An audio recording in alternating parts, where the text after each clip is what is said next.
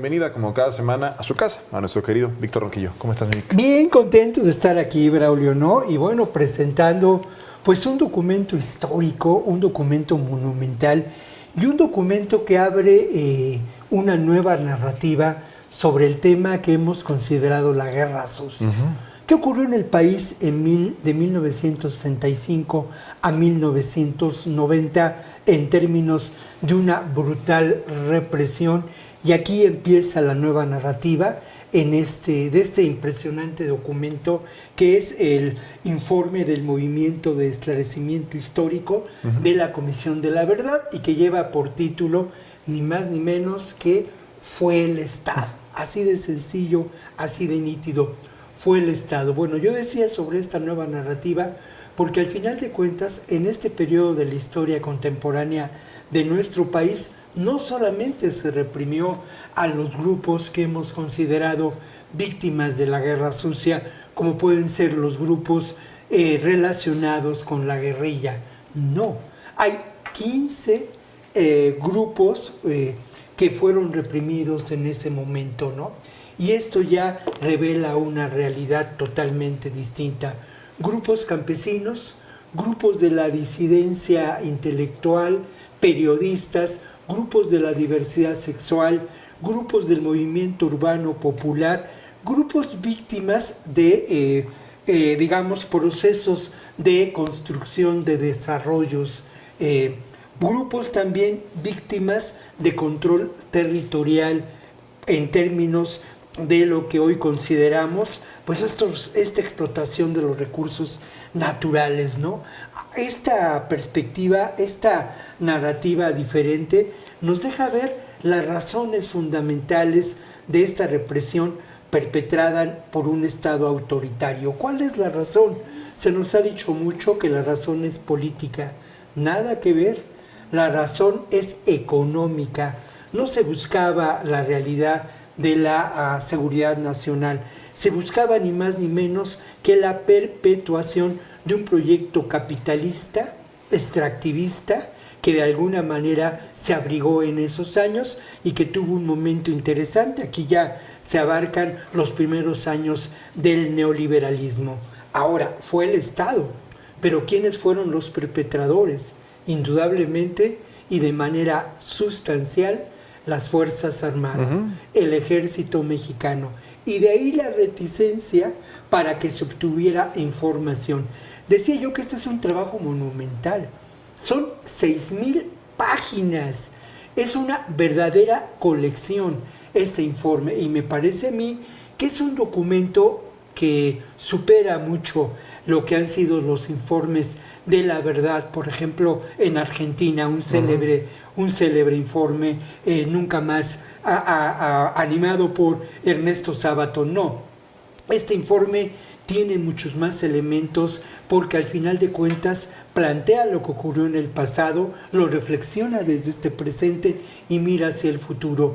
Lo triste es que estos mecanismos de represión, mi querido Braulio, estas extremas de violaciones de derechos humanos, como la desaparición forzada, como la ejecución extrajudicial, como el desplazamiento forzado, se mantienen vigentes hoy en día y son también mecanismos de represión. Hay un proceso histórico que da lugar a ello y en donde lamentablemente muchos de quienes intervienen dentro de las fuerzas de seguridad del Estado mexicano en estos ejercicios represivos después se integrarán al crimen organizado.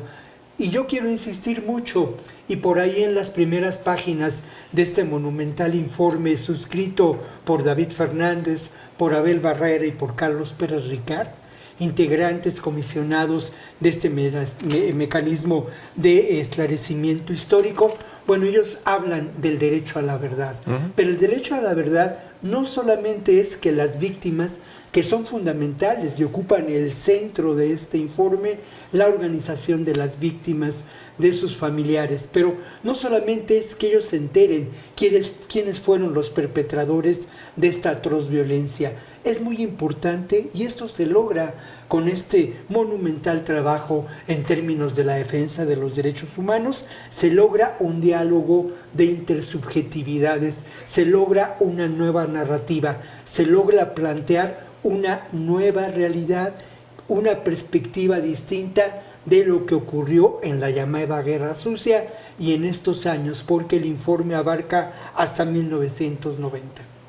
Algo que también me parece muy importante de este informe, de todo este recuento de este gran periodo en la historia, periodo oscuro en la historia de nuestro país, es que marca también un punto de diferencia, me parece, con lo que hoy se señala como autoritarismo. Acá nos habla de autoritarismo duro, puro, claro, y desde el Estado y principalmente desde las Fuerzas Armadas. También algo que me llama la atención es que la mayoría de los movimientos o mecanismos de esclarecimiento histórico vienen después de dictaduras militares. En nuestro país no hubo una dictadura militar, sin embargo, las Fuerzas Armadas tuvieron la impunidad de desaparecer, de violentar, de reprimir a cientos, si no es que miles, de personas durante tantos años. Y tú lo decías, ciudadanos de a pie, activistas, opositores, sí, políticos, periodistas, a todos se les controlaba. Eso también me parece que es importante saber quiénes fueron los perpetradores y también de dónde vienen y dónde están también los resquicios, lo que queda de esos personajes, ¿no? Claro, porque al final de cuentas, mira, lamentablemente, yo le he dicho en otras ocasiones, en esos personajes, muchos de ellos se mantienen, y no es que se mantengan ellos, porque quizá algunos de ellos ya murieron, pero esas prácticas, ese ocultamiento de la información, ese ejercicio de la represión, esas estrategias se mantienen en aparatos de seguridad aún hoy del Estado mexicano, y obviamente también hay que decirlo en las Fuerzas Armadas. Por esto este informe es un informe tan importante, porque tiene, insisto, mucho, no es un informe de lo que ocurrió, es una reflexión sobre por qué ocurrió, cómo ocurrió y qué de esos elementos siguen presentes en esta realidad.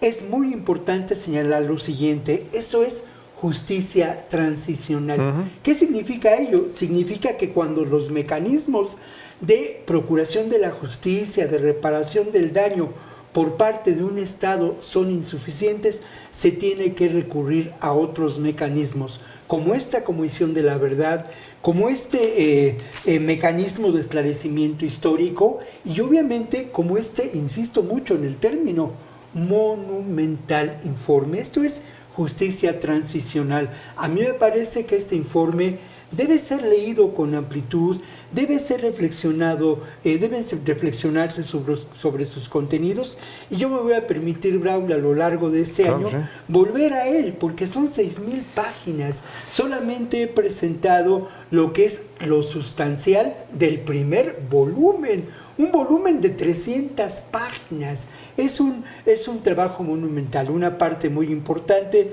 y que quienes puedan acceder al documento, que además el documento hay que buscarlo en las redes sociales, se puede leer, será muy leído por muchos sectores sin duda, pero una parte muy importante es la persistencia de estas atroces prácticas de violaciones graves de derechos humanos, mi querido Braulio. Y hay que decir también que esta fue una práctica sistemática y generalizada de un Estado autoritario. Así es, y también algo muy importante en esta intención de leerlo es que lo hagamos tú y yo y que lo haga la ciudadanía si quiere, sí, pero que también lo hagan quienes toman las decisiones para que, retomando el lema del movimiento o el mecanismo de esclarecimiento histórico de Argentina, que nunca más se repita un periodo como el de esa es la clave y esa es lo determinante, nunca más. Pero aquí insisto, cambiar la narrativa y entender que fueron 15 grupos de población víctimas de esta realidad. Mi querido Vic, lo estaremos comentando por acá. Nos vemos por acá en la próxima semana.